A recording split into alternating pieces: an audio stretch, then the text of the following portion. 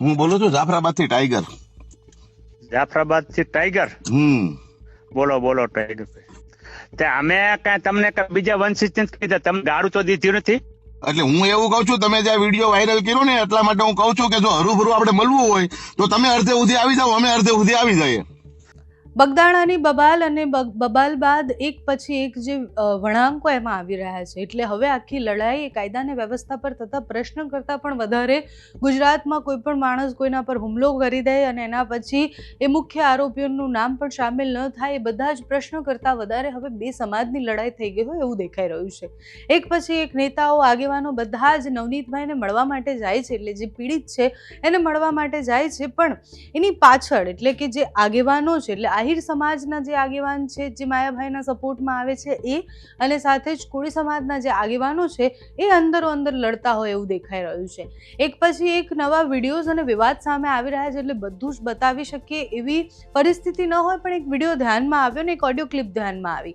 એટલે પહેલાં તો એ ઓડિયો ક્લિપ સાંભળી તો ખબર પડી કે એમાં એક આહિર સમાજ એટલે કે એક માયાભાઈના સમર્થનમાં એક વ્યક્તિ એક વિડીયો બનાવે છે, અને વિડીયો પછી જાફરાબાદથી કોઈ ટાઈગર આવે છે અને ટાઈગર ફોન કરી અને એ વ્યક્તિને ધમકાવે છે અને એવું કહે છે કે તે હીરા સોલંકી માટે આવું બોલ્યું જ કેમ, હીરાભાઈ માટે આવું તને બોલવાનો અધિકાર કોણે આપ્યો, અને પછી થાય છે બબાલ.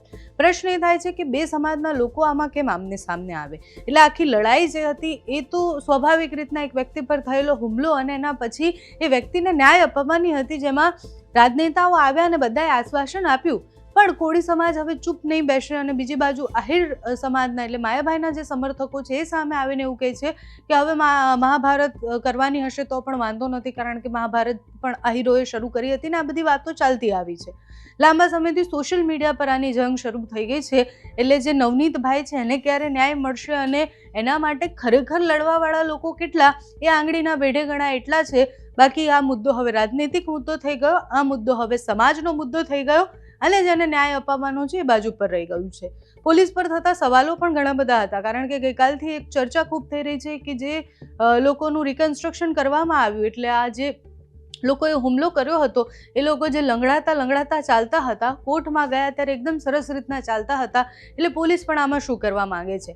સતત નવનીતભાઈ એવું કહે છે કે આમાં જયરાજનો હાથ છે, તો પોલીસ એ તરફ ક્યારે કાર્યવાહી કરશે કે તપાસ કરશે. ગઈકાલે પણ નવનીતભાઈનો એક વિડીયો સામે આવ્યો જેમાં એવું કહી રહ્યા છે કે પોલીસ આમાં સાથે છે, જયરાજની સાથે છે, કારણ કે સીસીટીવીથી લઈને બધું જ ગાયબ કરી દેવામાં આવ્યું છે અને હવે પુરાવાઓ પણ નહીં મળી શકે એવી પરિસ્થિતિમાં પોલીસ કેમ મૂકી રહી છે, પોલીસ કઈ દિશા તરફ તપાસ કરવા માંગે છે અને આગળ શું કરશે પોલીસ સારી રીતના જણાવી શકે. એટલે એમની પ્રતિક્રિયા આવે આ વિષય પર તો કંઈક સ્પષ્ટીકરણ થાય કે આટલા દિવસ પછી આટલા મોટા વિવાદ પછી પોલીસ શું કરી રહી છે.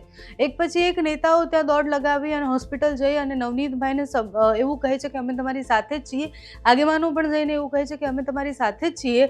હવે નવનીતભાઈના ન્યાયની વાત હોય કે પછી જયરાજ સામેની તપાસની વાત હોય, પોલીસ અત્યારે મોટો રોલ આમાં આખા કેસમાં પોલીસનો છે કે પોલીસ કયા દિશા તરફ જાય છે.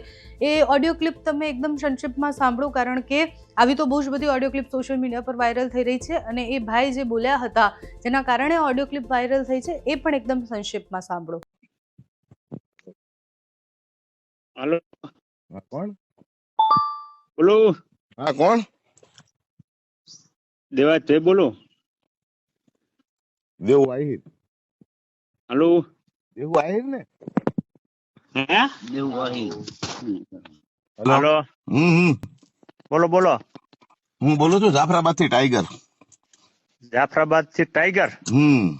બોલો બોલો ટાઈગર ભાઈ. હું ભાઈ આ વિડીયો અમારા ભાઈનો વાયરલ કર્યો. હે વિડીયો હું વાયરલ કર્યો તમે? કયો? આ હીરાભાઈ સોલંકી નો અમારે જે બગદાણા વાળી મેટલ વાળી બન્યું ઈ. બગદાણા વાળી મેટર માં ઈ જે અમુક જે ખવરૂલ રહે ને એના માટે કે આખા જે પર્સનલ મેટર છે પર્સનલ મેટર છે, કે આખી સમાજને ટાર્ગેટ ન કરો એમ. બરોબર. હવે હું તમને એવું કહું છું ભાઈ, હા, કે આપણે એવી કઈ ઈચ્છા હોય ને તો કે આપણે ગાંધીનગર આજુબાજુ કે કઈ સાતલપુર જ. સાતલપુર એટલે કે આવ્યું ગાંધીનગર ની આજુબાજુમાં જ આવ્યું ને? ના, ગાંધીનગર નહીં, પાટણ જિલ્લામાં આવ્યું. પાટણ જિલ્લામાં આવ્યું. તો ત્યાંથી આપણે હરુભરું મળવું હોય તો તમે કેટલા કિલોમીટર સુધી આવી જાવ? અમે બાજુમાં જ છે, તમે સાતલપુર આવી જાવ એટલે મળી લેશું. ના, હું જાફરાબાદ નો છું. હા, એટલે જાફરાબાદ થી આયા મારે કેટલું દૂર થાય, એટલે તમે આમ અડધે ન આવી શકો? હું મારા કણે વાહન નથી, હું ખેતર છું.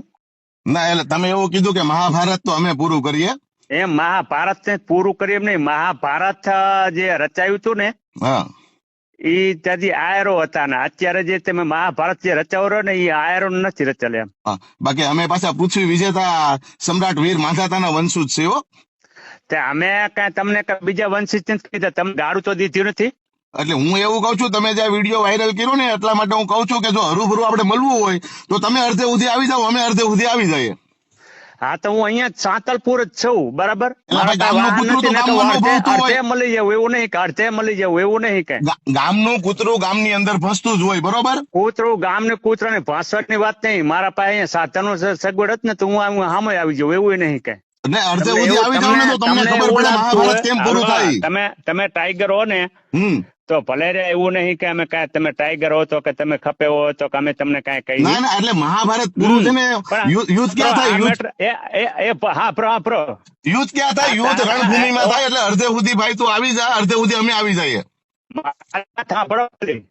મારી વાત સાંભળો. જે હીરા સોલંકી તમને શું થાય? ઈ જે કે હોય મારા ભાઈ છે. કેમ અમે એને ભાઈ તરીકે માનીએ છીએ, ભગવાન તરીકે પૂજીએ છીએ. માયા આહિરે મારા ભાઈ છે. હા તો પણ માયા આહિરે મારા ભાઈ છે, હીરા સોલંકી તમારા ભાઈ છે. માયો આહિર ભાઈ તારો ભાઈ હોય તો તું તારા ભાઈ હિસાબે અડધે સુધી આવી જા, અમે અડધે સુધી તને મળી જઈએ. હા તો વાંધો નહીં. બોલ ટાઈમ દે ક્યારે